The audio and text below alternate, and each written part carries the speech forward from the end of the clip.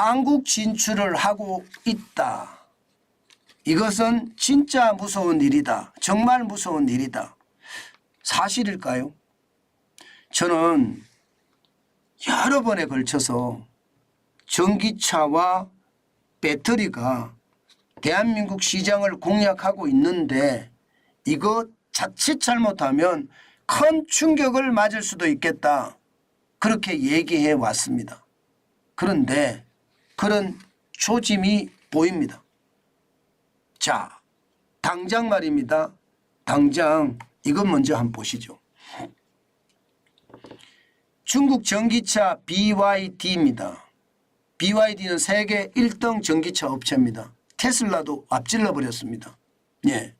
이 BYD가 한국에 사실은 진출하고 있습니다. 그런데 우리는 잘 모르고 있어요. 왜? 디브랜딩 전략으로 들어오니까. 자기 브랜드는 숨기고 핵심 기술만 이전시키고 판매하니까 말입니다. 대표적으로 말입니다. KG 모빌리티. 이거 쌍용 자동차입니다. 예, 하이브리드카 공동 개발하고 있습니다. 배터리 팩 공장 준공 예정입니다. 예, 그런데 우리 잘 모르고 있죠. BYD가 한국에 들어왔다는 거. 예, 아마 대부분이 모르고 있을 겁니다. GS 글로벌이 말입니다. GS 글로벌이 시장용 버스나 시장용 트럭을 출시 준비 중입니다. 바로 BYD 회사 제품입니다. 참 이런 것을 보면 대기업이 참 몹쓸짓 한다 이런 생각도 여러분 들죠. 그렇지만 디브랜딩 전략으로 이렇게 대한민국에 들어오는 것 이건 말입니다. 괜찮을까요? 괜찮을까요? 자, 여기에서 우리가 생각해야 될 게요. KG 모빌리티에서 하이브리드 차를 개발하면 이거 수출하지 않을까요? 어디로 수출하나요? 대한민국이 수출하면 전기차를 중국으로 다시 수출할 일은 없을 거 아니에요. BYD가 이미 중국 시장은 장악하고 있는데 그럼 어디로 수출합니까? 유럽 시장, 동남아 시장, 예, 미국 시장. 특히 말입니다.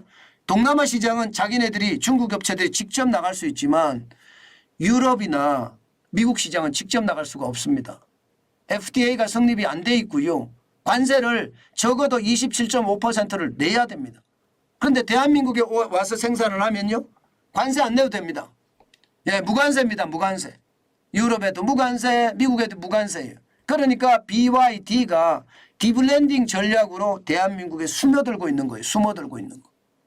왜? 미국 수출하려고, 유럽 수출하려고, 특히 미국 수출하려고 지금 숨어들고 있는 거죠. 어디 그뿐입니까? 여러분들도 아시잖아요. 이미 예, 중국의 지리자동차 합작사, 전기자동차 업체 폴스타가 우리 르노코리아 공장에서 생산해서 미국 시장에 판매하겠다는 거 이미 알고 계시잖아요. 이미. 예, 이미 알고 계실 겁니다. 이 폴스타라는 회사는 연간 전기차 판매량이 전 세계 7만 대에서 8만 대 정도 판매하고 있는 뭐 큰 회사는 아니지만 이제 크려고 하는 회사죠. 중국의 민영 자동차 업체 중에서 가장 큰 자동차 회사가 지리자동차입니다. 바로 그 지리자동차의 자회사입니다. 볼보하고 합작회사니까 자회사입니다. 이게 말입니다. 결국은 르노 자동차에서 생산해서 미국 시장에 들어가고 혹은 캐나다 시장 혹은 유럽 시장에 들어가겠다 이런 얘기잖아요. 이것만 지금 중국 업체가 몰려오는 게 아니에요. 지금 몰려오는 것은요. 배터리 업체도 지금 엄청나게 밀려옵니다. 당장 말입니다. 기린메이라는 업체하고 SK온이나 에코프로하고 말입니다. 전구체 공장을 만드는데 1조 2,100억 원을 투자한다고 합니다. 마찬가지로 포스코홀딩스하고요. 포스코 퓨처엠이 CNGR이라는 중국 업체하고요. 니켈과 전구체 업체 만든다고 해요. 이것도 말입니다. 1조 5천억 원을 투자하겠다. LG화학과 화유코발트가 전구체와 양극재 1조 7천억 투자하겠다. 포스코 퓨처엠과 회유코발트가 니켈과 전구체 1조 2천억 투자하겠다. 이렇게 말입니다. 중국의 전기차 업체, 그 다음에 전기차 배터리 업체 대한민국에 엄청나게 들어오고 있어요. 엄청나게. 진짜 엄청나게 들어오고 있습니다. 왜 들어올까요? 왜 들어올까요? 말할 필요도 없습니다. 이게 말입니다. 중국 전기차 업체 살아남으려고 지금 들어오는 거예요. 살아남으려고. 살아남으려고 말입니다. 지금 엄청나게 들어오는 겁니다. 사실 말입니다. 중국 전기차, 전기자동차, 배터리 업체하고 합치면 어마어마할 거 아니에요. 면허만 받은 자동차 업체 수만 해도 200개예요. 200개. 이거 앞으로 10개에서 12개가 UBS, 세계적인 투자은행이죠. 스위스은행입니다. 전망하기를 10개에서 12개만 남을 거다 이렇게 예상했거든요. 10개에서 12개가 아니라 시장에서는요. 많이 가면 2개, 3개로 줄어들 거다 이렇게 예상합니다. 2개, 3개. 그러면 200개가 2개, 3개로 줄어들면 100분의 1 정도로 줄어든다는 이야기인가요? 굉장히 빠르게 줄어들 거다 이렇게 예상합니다. 그게 살려고 들어오는 거예요. 살려고. 배터리 업체도 마찬가지입니다. 배터리 업체도 지금 전기차를 수출을 하지 못하면 배터리 업체도 안 되잖아요. 여기에다가 중국의 배터리 업체가 유럽 시장에 들어가서 유럽 자동차에 넣어야 되고요. 미국 시장에 들어가서 미국 자동차에 넣어야 되는데 유럽도 미국도 막고 있습니다. 유럽도 미국도. 그러니까 이게 한국을 통해서 우회적으로 나가겠다 이런 생각이잖아요. 한국을 통해서. 그렇게 되면 말입니다. 미국 시장만 봤을 때 이게 투자가 엄청나게 일어나는 겁니다. 지금 현재까지 4개월 새에 한중 합작 배터리 공장만 하더라도 5건의 투자 발표가 있었고요. 그 금액은 40억 달러입니다. 이렇게까지 투자하는 이유는요. 이게 전기차 보조금을 받을 수 있는 조건을 대한민국에 오면 맞출 수 있거든요. 중국은 아예 수출조차도 못하고요. 당장 말입니다. 북미 제조 조립한 부품 사용 한도가 50%가 들어가야 돼요. 그렇지 않으면 미국과 미국 FTA 체결국에서 채굴 가공한 핵심 광물을 40% 써야 됩니다. 그러면 대한민국에서는 자연스럽게 중국의 업체들의 세탁이 될 거 아닙니까? 이 세탁이 우리나라에서 되니까 쉽게 판매할 수 있겠다. 이런 생각에서 지금 중국은 엄청나게 몰려오는데요. 이거 진짜 조심하셔야 돼요. 왜 제가 이건 정말 무서운 일이라고 말씀을 드리는가 하면요. 바로 이것 때문이에요. 이미 말입니다. 미국에서는 경계감을 가지고 우리 시장을 보고 있는 겁니다. 조 맨친입니다. 미국 민주당 상원 의원이에요. 딱 잘라서 이야기합니다. 이 대선 후보 대통령 선거에 나가겠다 하시는 분이거든요.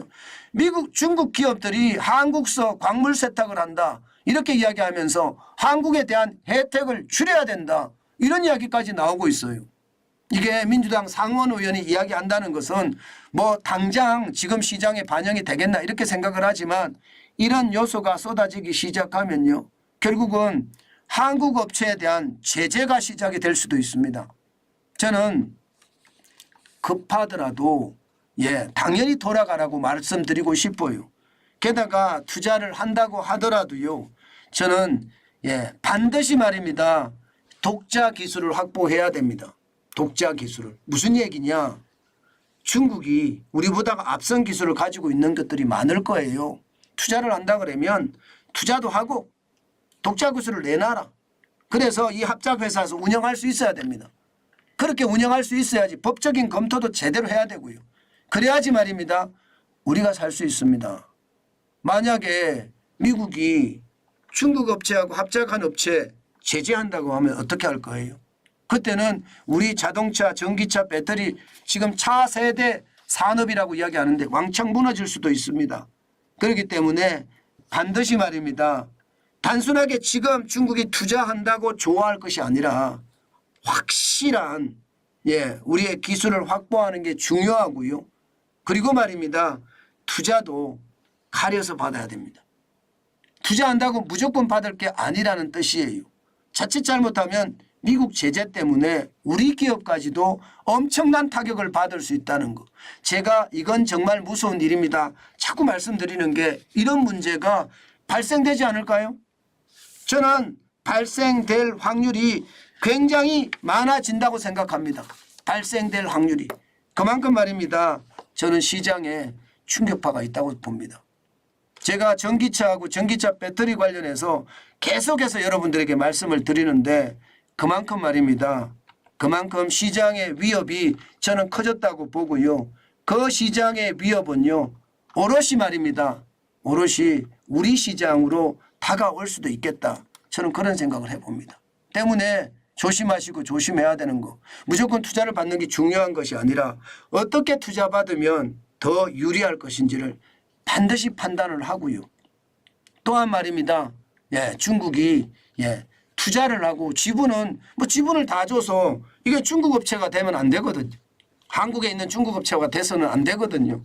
예, 그런 어떤 최악의 어떤 수단은 저는 우리가 주지 말아야 되겠다. 그런 생각을 해 보면서 전기차 배터리 이 부분에서 우리가 어떻게 경쟁력을 찾을 것인가 진짜 고민하는 그런 시간이 많이 됐으면 좋겠습니다.